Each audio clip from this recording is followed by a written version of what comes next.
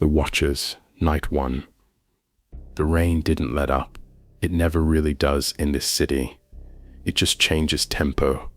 I sat behind my desk long after the call ended, smoke curling through the lamplight, the hum of the ceiling fan mixing with the sound of water sliding down the windows. The girl's voice still hung in my head. Desperation has a weight to it, a kind of gravity that pulls you in whether you want it or not.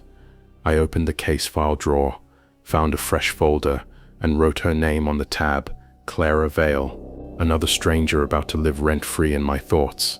The first few hours after a disappearance are the most important. I should have gone home, caught a few hours of sleep, but something about that apartment wouldn't leave me alone.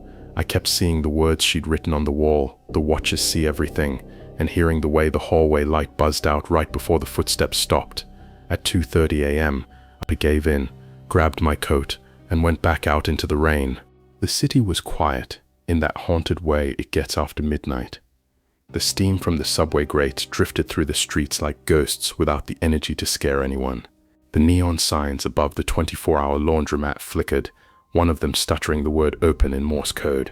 I lit a cigarette, walked the 5 blocks back to Mercer Street, and kept my head down.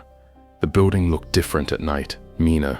The security light over the entrance was out now, and the puddles at the curb were black mirrors. I slipped inside and climbed the stairs, careful not to let my shoes squeak on the wet tile. Clara's door was still unlocked. Inside, the room was colder than before. I closed the door behind me, the sound of rain dulling to a soft heartbeat on the windows. I turned on my flashlight, took another slow look. The laptop was still dead, but I noticed something I'd missed, the faint outline of a rectangle in the dust behind it. Something had been there, a hard drive, maybe, or an external recorder, and someone had taken it. I pulled out my phone, took a few pictures of her notes, zoomed in on the faces pinned to her wall. That's when I saw him. Back row, left corner, a man in a dark coat, face half in shadow, standing behind one of the missing people in a news photo.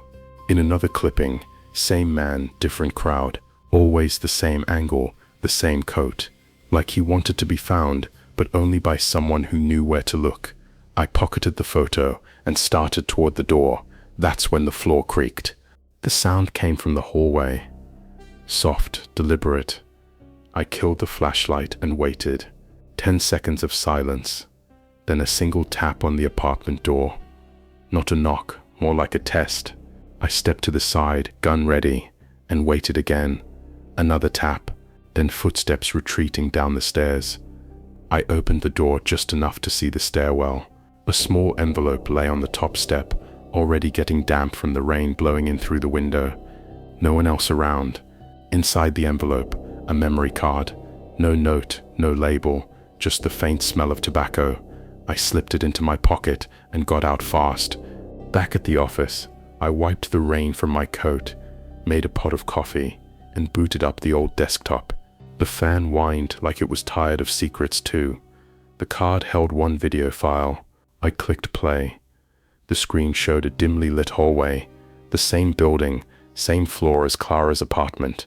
The camera shook like whoever was holding it was breathing hard. A woman's voice whispered, "If anyone finds this." The picture flared white, then static. The timestamp was from 2 nights ago. I leaned back, rubbed my eyes.